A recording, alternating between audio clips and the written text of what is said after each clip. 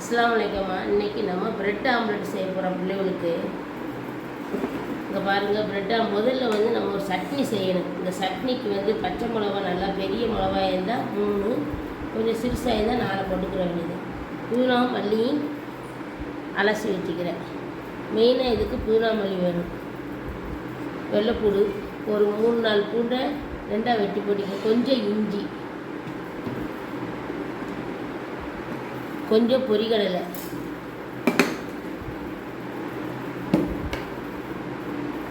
இதுக்கு தேவையான அளவு உப்பு,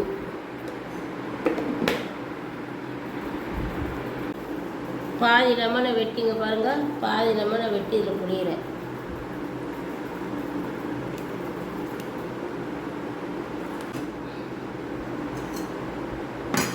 தயிர் இருக்குதுல்ல, அது கட்டியாக. இதுக்கு வேறு எந்த தண்ணி எதுவுமே ஊற்றக்கூடாது. இது மட்டும்தான் இந்த சட்னிக்கு நமக்கு. இப்போ நம்ம மிக்சியில் அரைச்சிடுவோம். மைப்போல் அரைச்சிடணும். அரைச்சிட்டு காட்டுறேன்.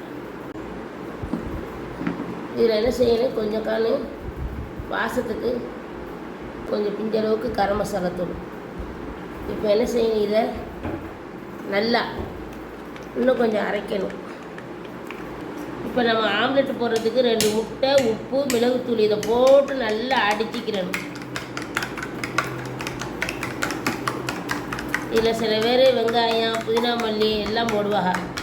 நம்ம புதினா மல்லி அரைச்சி வச்சுக்கிறோம், அது தேவையில்லை. நம்ம அடித்து கலக்கிறதுக்குள்ளே தான் வைக்கிது. இந்த ப்ரெட்டில் வைக்க இந்த வைக்கிது ப்ரெட்டு. இது சின்ன ப்ரெட்டாக தான் வைக்கிது. பெரிய ப்ரெட்டு வைக்க நாங்கள் வேங்கின இடத்துல சிறு சிறு ப்ரெட்டாக தான் வைக்கிது. இப்போ நம்ம அடுப்பில் ஊற்றுவோம்மா. அடுப்பை பற்றி சட்டியை வச்சுட்டேன். இதுக்கு நல்ல பட்டர் போட்டு சுட்டா சூப்பராக இருக்கும்.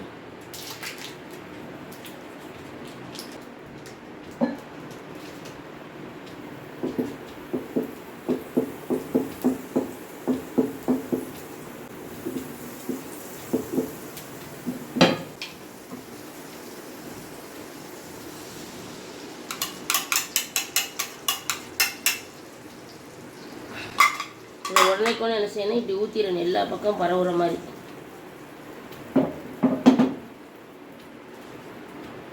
ஊற்றிட்டு இந்த ப்ரெட் இல்லை, இந்த ப்ரெட்டை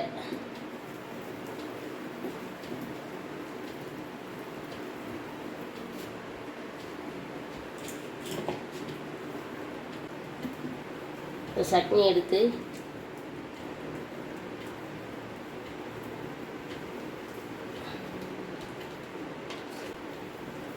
நல்லா தடவிக்கிட்டு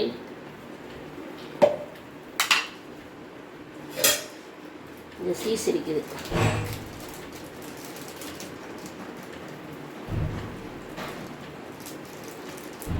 எங்கள் வீட்டு பிள்ளை திங்காது. நீங்கள் முழுசாக வைங்க, பாதி தான் வைப்பேன். கரட்டி விடணும்.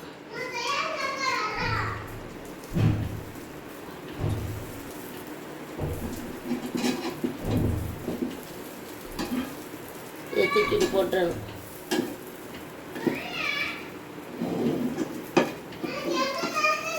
இதை தூக்கி இதை இப்படி போட்டுறணும். போட்டுட்டு இதை தூக்கி இப்படி போட்டுறணும்.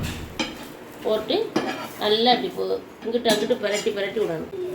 இதை 2-3 தடவை கொஞ்சம் பரட்டி விடணும். அந்த சீஸ் நல்லா மெல்ட் ஆகும். ஒவ்வொரு பீஸாக அது எடுத்துங்கிறதுக்கு.